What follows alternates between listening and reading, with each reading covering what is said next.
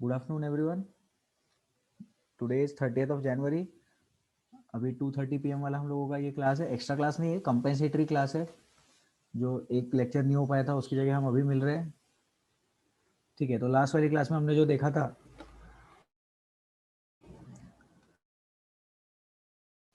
Last वाली class में जो आर्टिकल हमने कवर किया था sp sp2 और sp3 हाइब्रिडाइजेशन, उसको हम लोग एक बार रिवाइज करेंगे। तो सब लोग ध्यान से देखेंगे। लर्न करवाया था ये चीज़। अगर कंपाउंड में 4 सिग्मा बॉन्ड होते हैं तो उस चीज़ को बोलते हैं sp3 हाइब्रिडाइजेशन। अगर कंपाउंड में 3 सिग्मा बॉन्ड होते हैं तो उसको बोलते हैं sp2 हाइब्रिडाइजेशन। अगर कंपाउंड में 2 सिग्मा बॉन्ड होते हैं तो उसको बोलते हैं sp हाइब्रिडाइजेशन। ये चीज़ सिर्फ और सिर्फ लर्न करना कार्बन एटम के रिस्पेक्ट में। तो बाकी के एटम्स के लिए क्या करते हैं सर, तो वो हाइब्रिडाइजेशन में डिटेल में जब हाइब्रिडाइजेशन पढ़ाया जाएगा तब आप लोग डिस्कस कर लेना। ये वाला एक शॉर्टकट ट्रिक है कार्बन एटम के रिस्पेक्ट में। ठीक है, बाकी एटम्स पे ये ट्रिक ना लगाएं। अगर 3 पाई बॉन्ड्स बोले हैं तो इसका मतलब 1 पाई बॉन्ड रहेगा, ऑब्वियस बात है। और अगर 2 पाई सिग्मा बॉन्ड बोले तो 2 पाई बॉन्ड रहेंगे, ये भी एक ऑब्वियस बात है। ठीक है, और ऐसा इसलिए हो रहा है क्योंकि कार्बन का वैलेंसी जो है 4 है। Carbon is equal to 4 valency. ठीक है, फिर इसमें जो sp3 वाला रहता है स्ट्रक्चर, उसके लिए ज्योमेट्री जो रहती है वो टेट्राहेड्रल रहती है। तो ये ऐसे अपन ने टेट्राहेड्रल बनाया था। इसको बोला था solid wedge coming out of the plane, जिसको मैंने पिंक कलर से मार्क किया है। और इसको बोला था dash wedge going inside the plane, जिसको रेड कलर से मार्क किया है। और जो ऑरेंज कलर से 2 मार्क किए है, ये कौन से है, इन द प्लेन है। तो यहाँ लिख भी देते हैं अपन, in the plane going inside the plane. और यहाँ लिखेंगे coming out of the plane. ठीक है, फिर sp2 हाइब्रिडाइजेशन देख लेते हैं। तो sp2 हाइब्रिडाइजेशन में कैसा रहेगा, एक कार्बन एटम है सपोज, तो कार्बन लिखते हैं, नहीं ऐसे लिखेंगे अपन। अब ध्यान से देखो, जब sp3 एक्सप्लेन किया था तो 2 कार्बन एटम बताए थे। sp3 जब एक्सप्लेन किया था तो एक ही कार्बन एटम है। तो हाँ, और एक चीज, हाइब्रिडाइजेशन जो होता है ना, हाइब्रिडाइजेशन एटम का होता है, कंपाउंड का नहीं होता है। ये पॉइंट भी अपन लिखवा देंगे अभी।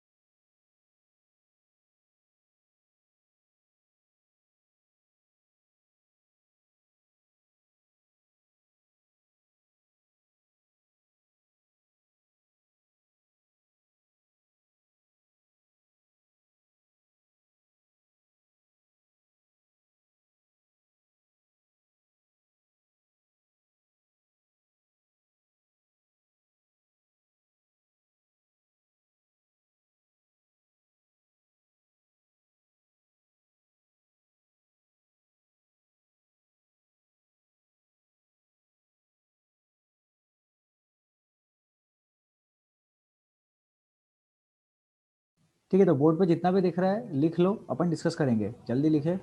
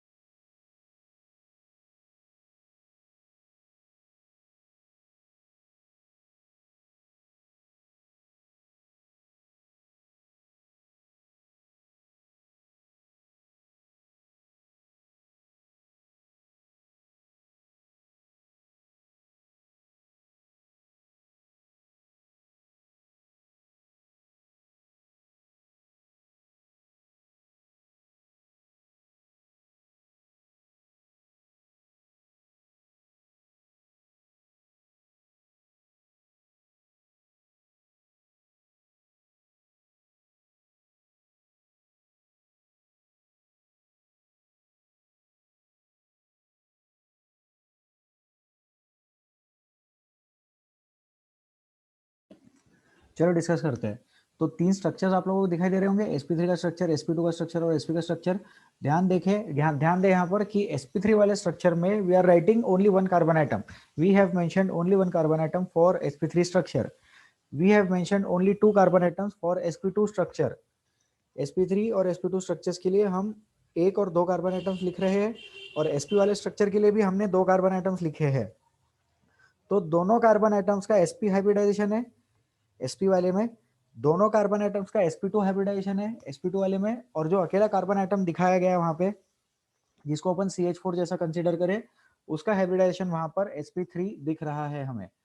ठीक है, फिर हाइब्रिड, ये जो लेफ्ट साइड में ऊपर पॉइंट लिखा है मैंने, hybridisation is defined for atoms not for molecules. Hybridisation का जो कंसेप्ट है वो एटम्स के लिए डिफाइन होता है, मॉलिक्यूल्स के लिए डिफाइन नहीं होता है, और मतलब ओवरऑल मॉलिक्यूल के लिए डिफाइन नहीं होता है। एटम्स इनसाइड द मॉलिक्यूल लिखना चाहिए वहां पे। आप लोग करेक्शन कर ले, करेक्शन क्या है, हाँ करेक्शन ही है।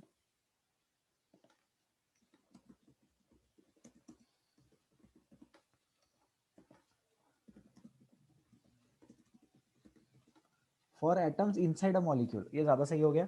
Hybridisation is not defined for hydrogen because there is only one atom there, one atom नहीं, because there is only one orbital there, sorry my mistake, because there is only one orbital, वहां पर सिर्फ एक orbital present है। किसमें, hydrogen में, hydrogen में एक ही ऑर्बिटल प्रेजेंट है, उसकी वजह से उसका हाइब्रिडाइजेशन डिफाइन नहीं करते। हाइड्रोजन के लिए हाइब्रिडाइजेशन कभी लिखा नहीं जाता है, हाइड्रोजन के लिए हाइब्रिडेशन कभी नहीं लिखा जाता है। फिर हाइब्रिडेशन में और एक छोटा सा पॉइंट, कोवेलेंट कंपाउंड्स के लिए हाइब्रिडेशन अपन लिखते हैं, हाइब्रिडेशन जो लिखते हैं वो अपन कोवेलेंट कंपाउंड्स के लिए ही लिखते हैं, ये भी पॉइंट आप लोग लिख लेंगे। ठीक है, और कोई डाउट है यहाँ तक तो प्लीज पूछ लो, नहीं तो अपन आगे बढ़ते हैं। फिर please ask if you have any doubts, any difficulties, हाथ उठाओ, डाउट पूछो।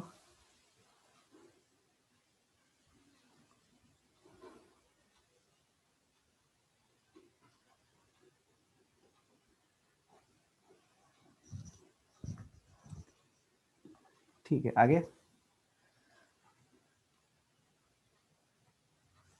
फिर एक और छोटा सा रिवीजन अपन VAC PR थ्योरी के बारे में देखेंगे। लास्ट टाइम पे ये भी थोड़ा सा हमने टच किया था, ये भी हमने थोड़ा सा डिस्कस किया था। VAC PR theory, वैलेंशियल electron pair repulsion theory. ये थ्योरी क्या बताती है कि अगर 4 एटम, 4 लोब्स है, 4 बलून्स है बेसिकली, तो वो ऐसे अरेंज होते हैं। 3 बलून्स रहेंगे तो वो ऐसे अरेंज होंगे, और 2 बलून्स रहेंगे तो वो ऐसे अरेंज होंगे। तो ये भी आप लोग लिख लें। ये sp का शेप और ज्योमेट्री है, ये sp2 का शेप और ज्योमेट्री है, ये sp3 का शेप और ज्योमेट्री है। यहाँ लिखना टेट्राहेड्रल। ज्योमेट्री और शेप में एग्जैक्टली क्या डिफरेंस है ये फ्यूचर में बताया जाएगा। यहाँ लिखना टेट्राहेड्रल, यहाँ लिखना ट्रायगोनल प्लेनर।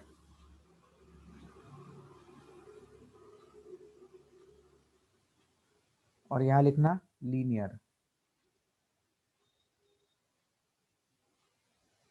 sp वाले में लिखना लीनियर, sp2 वाले में लिखना ट्रायगोनल प्लेनर, और sp3 वाले में लिखना टेट्राहेड्रल।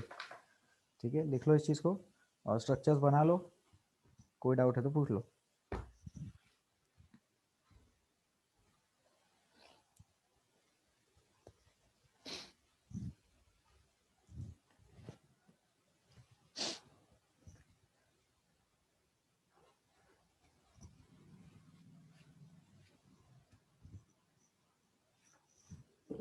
ठीक है, चलो आगे बढ़ते हैं।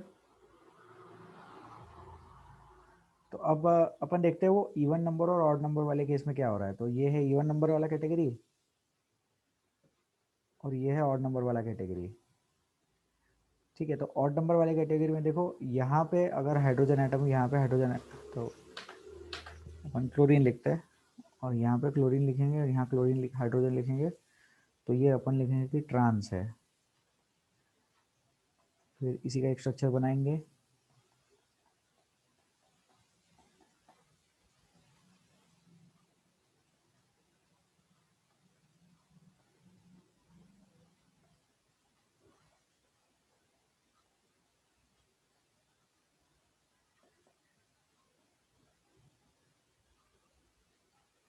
ये ट्रांस, नीचे वाला सिस।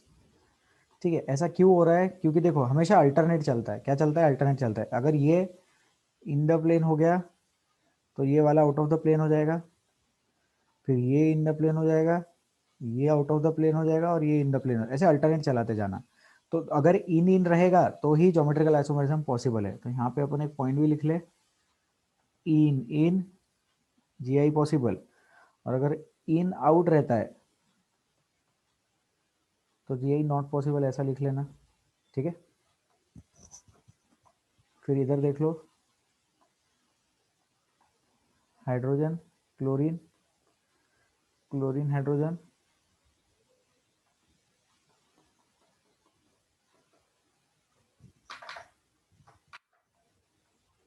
Hydrogen chlorine, hydrogen chlorine.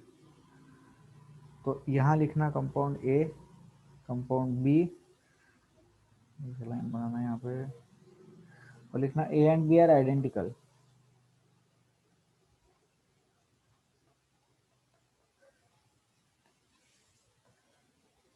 No G आई,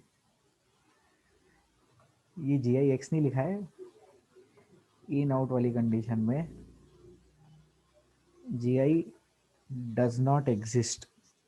ठीक है, ठीक है, अब जितना स्क्रीन पे दिख रहा है इसको लिख लो, अपन एक्सप्लेन करेंगे।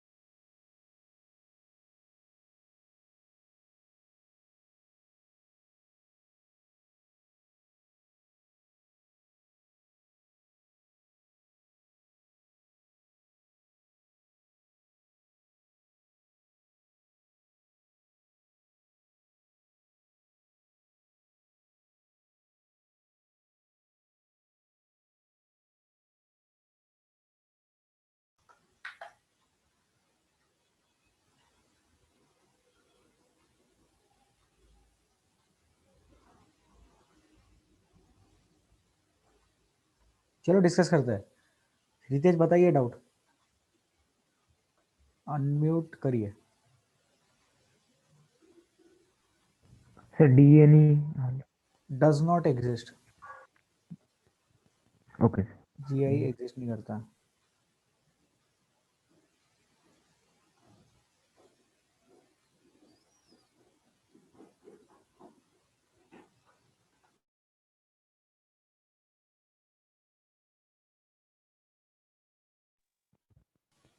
चलो डिस्कस करते हैं। तो कैसा रहता है जो sp2 वाले का, अब जैसे यहाँ पे हाइब्रिडेशन भी लिखते चलना साथ में, sp2 sp sp sp2, यहाँ लिखना sp2, यहाँ लिखना sp, यहाँ लिखना sp2।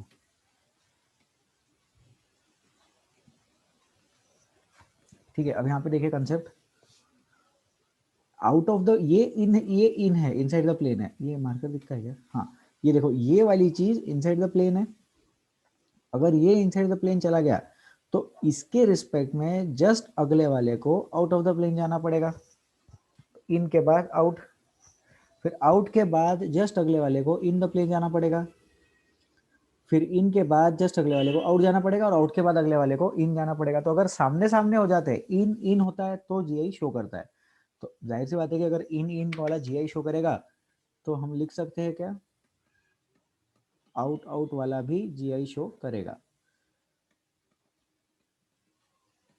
ठीक है, अब यहाँ पे देख लो, यहाँ कैसा है, ये इन है सपोज, फिर ये आउट हो गया, फिर ये फिर से इन हो गया और ये आउट हो गया।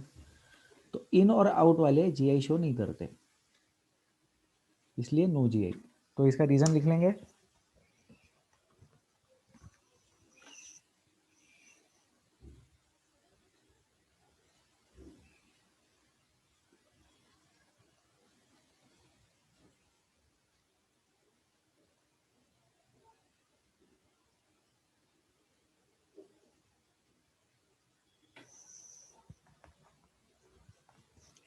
श्रीतेज डाउट?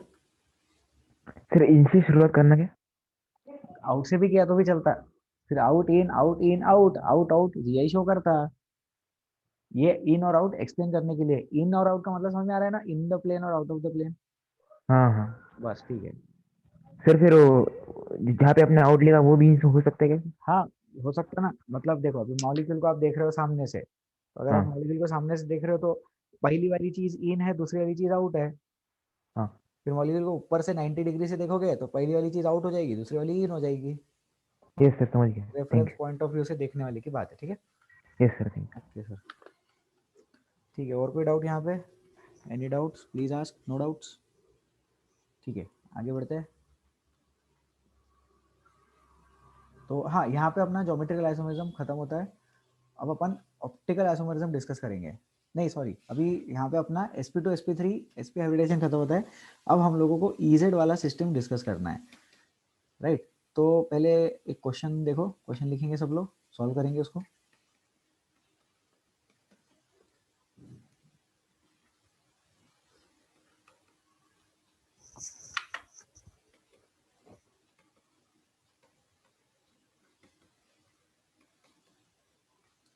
ठीक है, ये देखो, ये क्या है, ये ट्रांस है,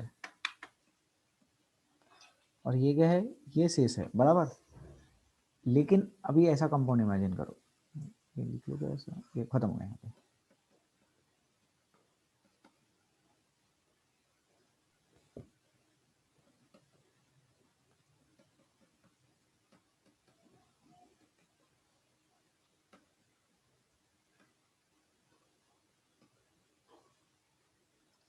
ठीक है, अब नीचे वाले कंपाउंड देखेंगे। देख के ऐसा लग रहा है कि ये दोनों ज्योमेट्रिकल आइसोमर्स होंगे, लग रहा है ना, क्योंकि Cl के सामने H है, इधर Cl से दूर चला गया है H, और एक पाई बॉन्ड भी है ना। फिर यहाँ पे Br के एस्पेक्ट में देख लो, Br के सामने Br है, इधर Br से अपोजिट चला गया है। तो देखने में तो लग रहा है कि ये ज्योमेट्रिकल आइसोमरिज्म है, लेकिन फिर इसको क्या करेंगे, तो इसको सिस ट्रांस नहीं बोलते हैं। ठीक है, तो यहाँ पे अपन एक पॉइंट लिखेंगे,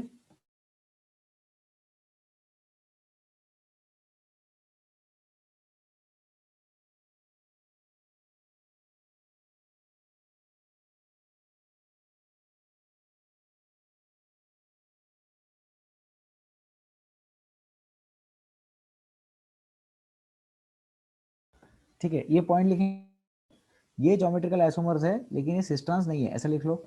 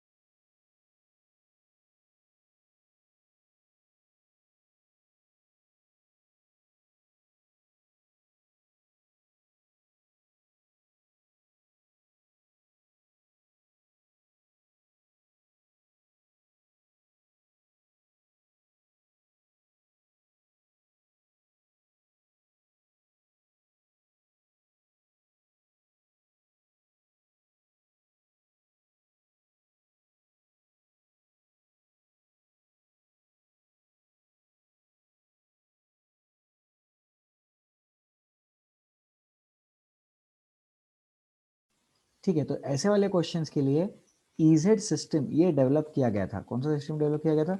ईजेड सिस्टम। तो हम उसको डिस्कस करेंगे अभी।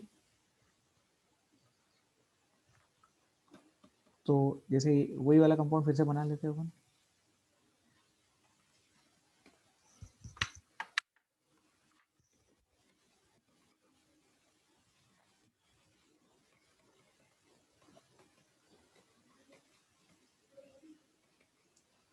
ठीक है, ध्यान से देखना। अब क्या करते हैं, ये चारों ग्रुप्स तो डिफरेंट है, तो अगर चारों ग्रुप डिफरेंट है तो अपन डिसीजन नहीं ले पाएंगे कि कैसे करना है, मतलब किसको सिस बोले या किसको अपन ट्रांस बोले, राइट? तो इसलिए क्या करते हैं, अपन ग्रुप्स की नंबरिंग कर देते हैं। तो ये वाले कार्बन आइटम पे कॉन्सेंट्रेट करो, ये वाले कार्बन आइटम में हाइड्रोजन और फ्लोरीन है। तो अपन क्या करते हैं, फ्लोरीन जिसका एटॉमिक नंबर या इसका एटॉमिक मास ज़्यादा है उसको पहला नंबर देते हैं, और हाइड्रोजन को अपन दूसरा नंबर देंगे। ठीक है, फिर ये वाले कार्बन आइटम पे कॉन्सेंट्रेट करो, इसमें ब्रोमीन और क्लोरीन, तो ब्रोमीन वाले को 1 नंबर जाएगा और क्लोरीन वाले को 2 नंबर जाएगा, राइट? अब वैसे यहाँ पे देखना, ये जो लाल वाला कार्बन आइटम है इस पे क्या करेंगे अपन, फिर से हाइड्रोजन पे 2 आएगा, फ्लोरीन पे 1 आएगा, लॉजिकल है ये तो। एंड देन सिमिलरली इधर साइड अपन क्या करेंगे, क्लोरीन पे लिखेंगे 2 और ब्रोमीन पे आ जाएगा यहाँ पे 1। ठीक है, तो यहाँ पे लिखेंगे 1 के सामने 2 आ रहा है, 2 के सामने 1 आ रहा है, मतलब क्या हमें ये दिख रहा है कि ये चीज़ ट्रांस जैसी हो रही है, लेकिन इसको ट्रांस नहीं लिखेंगे इसलिए मैं ब्रैकेट में लिखता हूँ। और यहाँ पे भी अपन लिखेंगे सिस, फिर से ब्रैकेट में लिखेंगे। तो इसका जो नाम है वो हो जाएगा Z, और इसको बोलते हैं E। तो इसका मतलब जो सिस होता है वो Z जैसा होता है,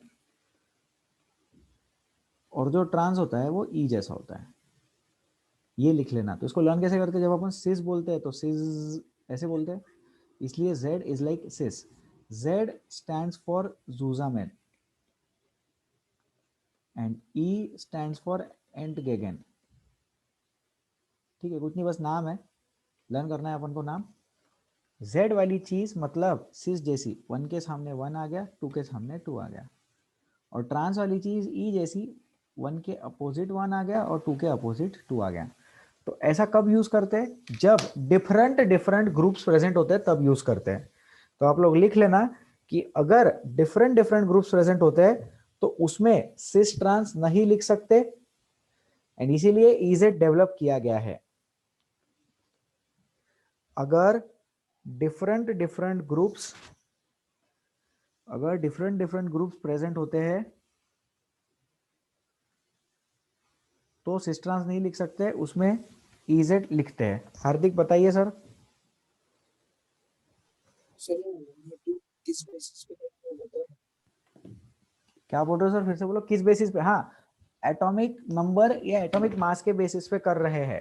एक्चुअल कंसेप्ट एटॉमिक मास के बेसिस पे होता है, लेकिन अब अपने को मालूम है ब्रोमीन का मास क्लोरीन से ज्यादा है, तो आप कंसेप्ट लिख लेना, more priority is given on the basis of atomic masses. ज्यादा प्रायोरिटी दी जाती है एटॉमिक मासेस के बेसिस पे। ठीक है Hardik? Yes more priority is given on the basis of atomic masses. ज्यादा प्रायोरिटी दी जाती है एटॉमिक मासेस के बेसिस पे। और फिर इसी चीज को सीआईपी रूल्स बोलते हैं। This thing is called as CIP rules. CIP system, CIP rules, इसी रूल को बोलते हैं। बहुत सारे रूल, बहुत सारे 4-5 रूल्स होते हैं उसमें, वो डिस्कस करने हैं अपन को अभी। ठीक है, इसको लिख लेंगे सब लोग। कोई डाउट है तो प्लीज पूछ लो।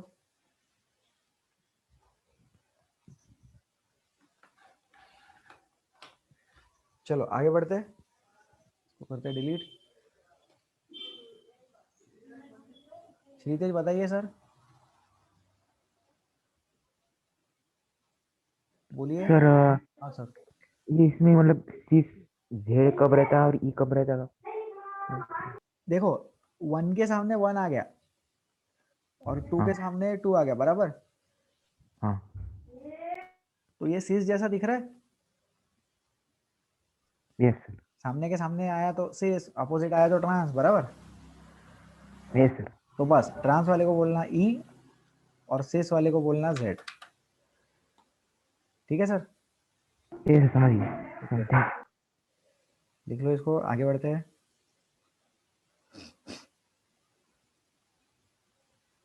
लिख लिया सर ठीक है, 3-4 क्वेश्चंस सॉल्व करेंगे अपन अभी। बोर्ड पे क्वेश्चन लिखे जा रहे हैं, ध्यान से देखेंगे।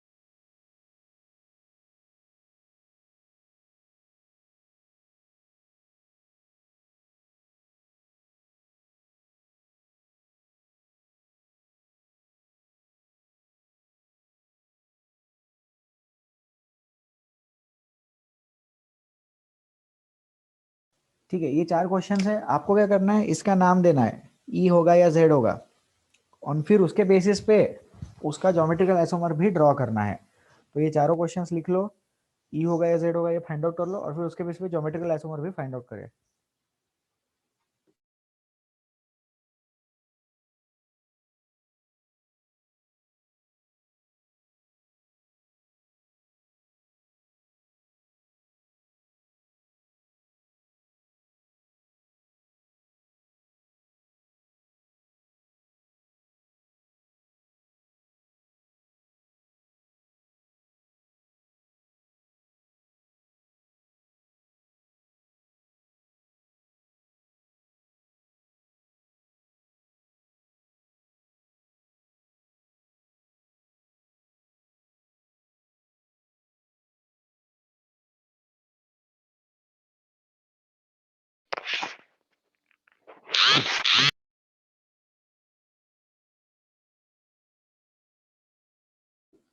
कौन है, म्यूटेड रहे, जनता को सॉल्व करने दे, आंसर आ जाए तो हाथ उठा के डिस्कस करें।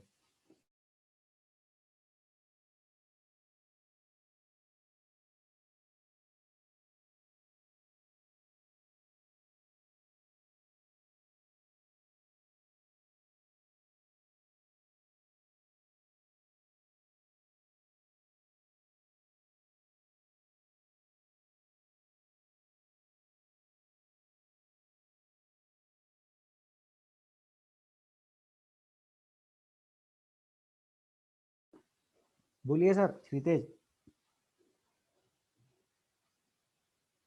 सर यहाँ पे ये पहचानना है ना कि ये ध्येय और ये क्या है?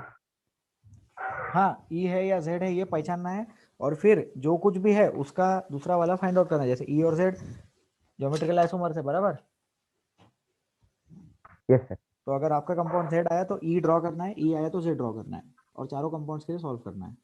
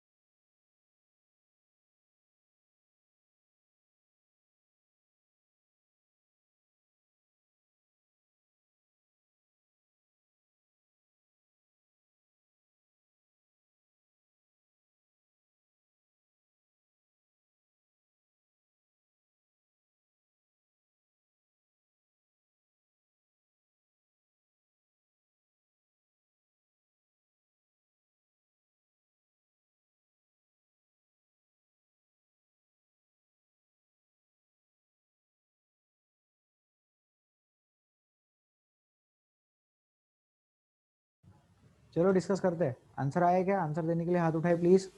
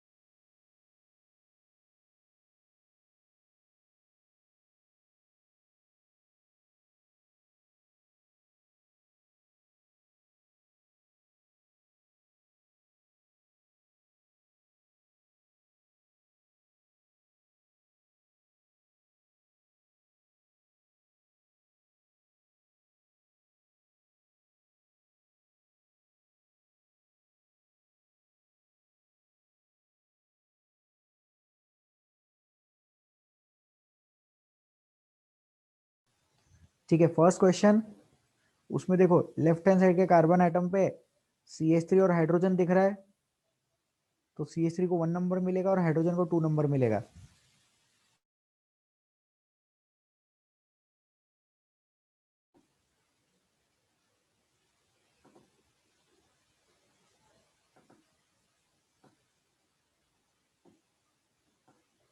और इधर साइड फ्लोरीन को 1 नंबर मिलेगा और CH3 को 2 नंबर मिलेगा। तो ये ट्रांस जैसा है, ट्रांस मतलब ये ई है। तो ये फर्स्ट क्वेश्चन मैंने सॉल्व करके बता दिया। अब आप लोग को सेकंड क्वेश्चन ट्राई करना है, जल्दी करें।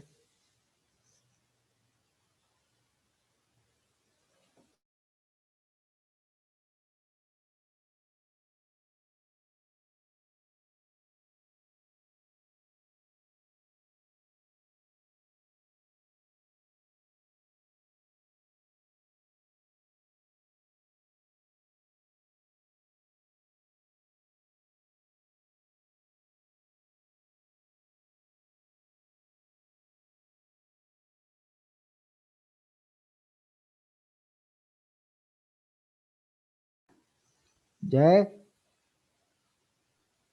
सर ज्यादा एटॉमिक मास वाले को पहला नंबर देते ना, हाँ तो सर CH3 का बड़ा एटॉमिक मास नंबर। नहीं, इसीलिए ये क्वेश्चन दिया था। जो एटम को आपने पहली बार हिट किया है उसका मास देखे। ऊपर फ्लोरीन है, नीचे CH3 बड़ा सा ग्रुप है, लेकिन पूरे ग्रुप का मास नहीं देखना है। पहला एटम कौन सा हिट किया? कार्बन। तो कार्बन वर्सेस फ्लोरीन चल रहा है। ठीक है सर। हाँ, और सर वो CH3 और हाइड्रोजन के केस में तो कार्बन वर्सेस हाइड्रोजन चल रहा है। अरे, तो कार्बन तो का कार्बन ज्यादा। कौन, sorry sorry sorry, my mistake. क्या हो गया?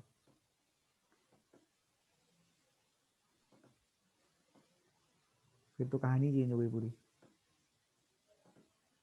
ठीक है, करेक्शन कर लो। थैंक यू जय।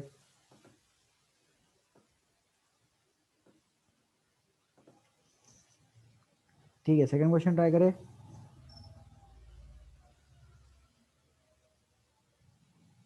आनंद, क्या बोल रहे हो सर? ई या Z?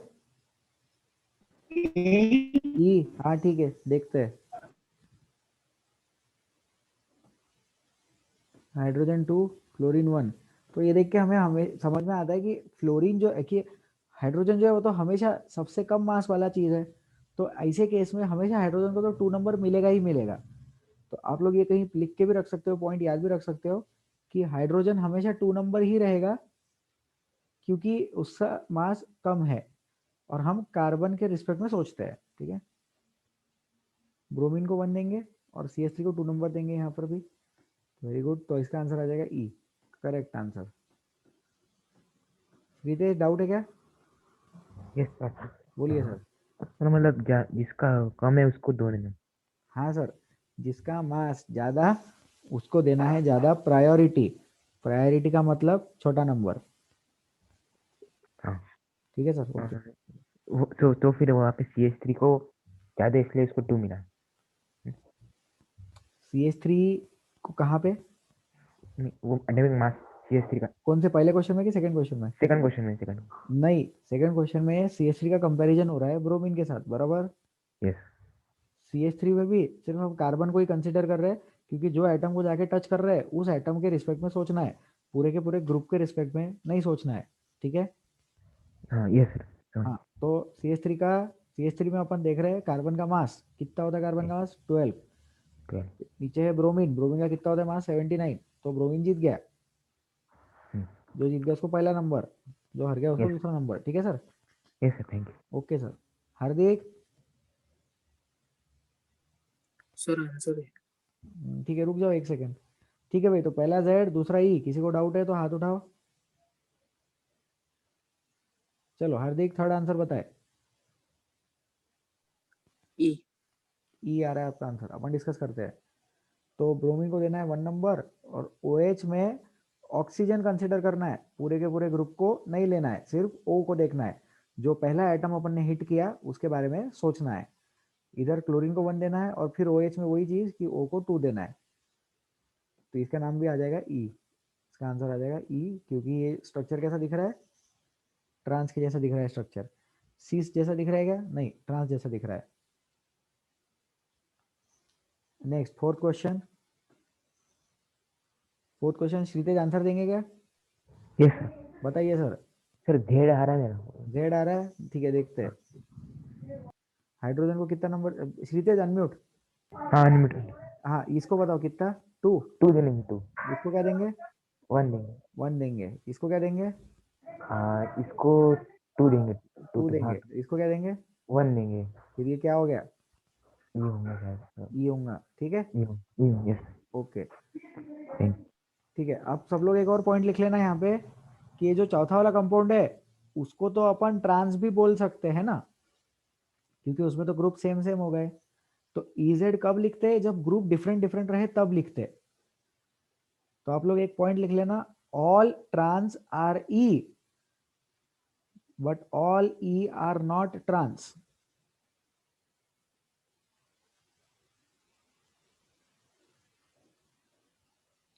All trans are E but all E are not trans.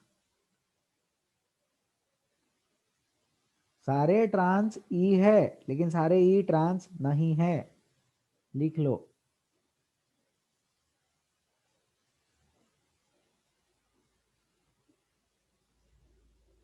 All trans are E but all E are not trans. फिर वैसे सिस के लिए, all cis are Z but all Z are not सिस।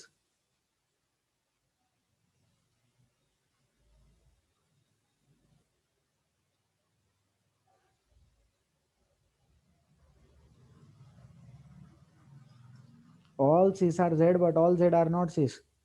तो जो fourth वाला question है इसमें लिख लेना ये ई भी है और ट्रांस भी है।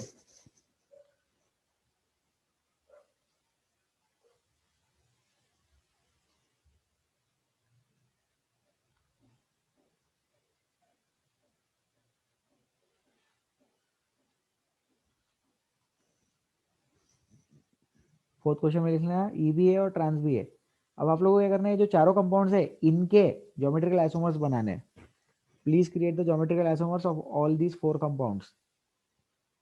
Please try.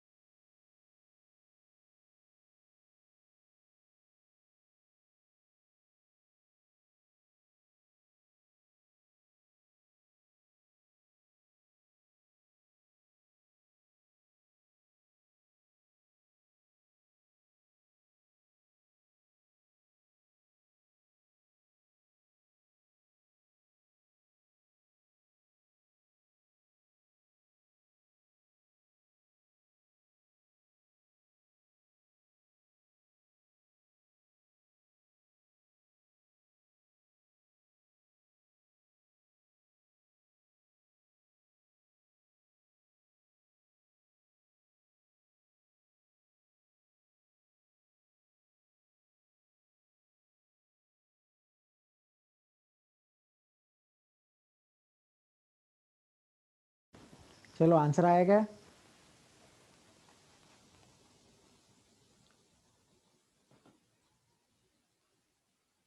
Answers please.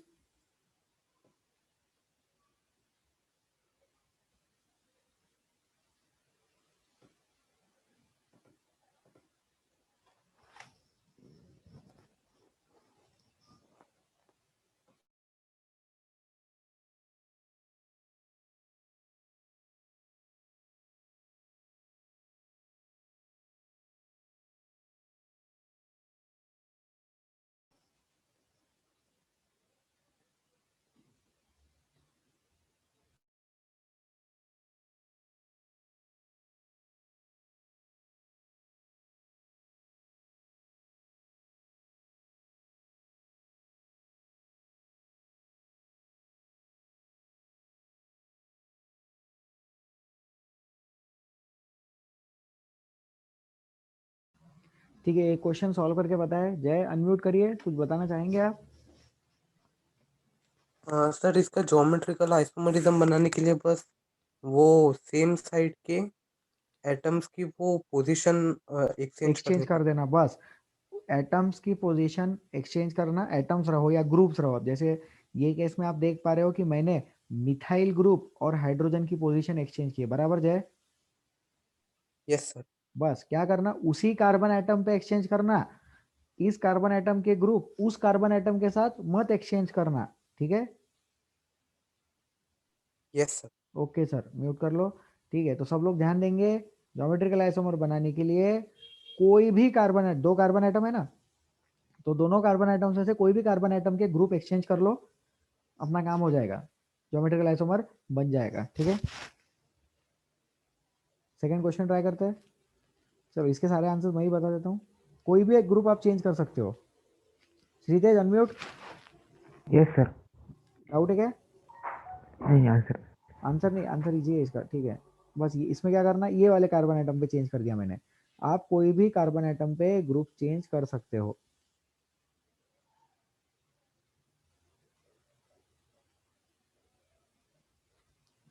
ठीक है, तो ये दो कंपाउंड्स बना दिए। अब बचे हुए दो कंपाउंड्स आप ट्राई कर लो।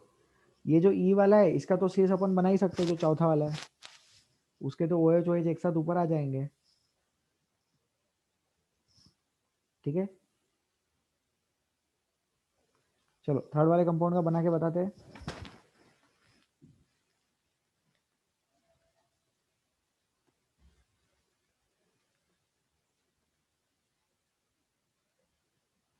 OH Cl और इधर Br लगा देना और उसका OH ऊपर लेके चले जाना, तो ये बन जाएगा Z। ये वाला कंपाउंड हो जाएगा Z। ठीक है, लिख लेंगे इस चीज को और वहां पे लिख लेना दिस कंपाउंड इज Z। चलो आगे बढ़ते हैं। और ये जो ई वाला कंपाउंड है, इसके लिए ई है तो इसका ट्रांस बना सकते हैं अपन, सॉरी इसका अपन सिस डेवलप कर पाएंगे। ठीक है, ये चीज लिख लो। कोई डाउट है तो प्लीज पूछ लो।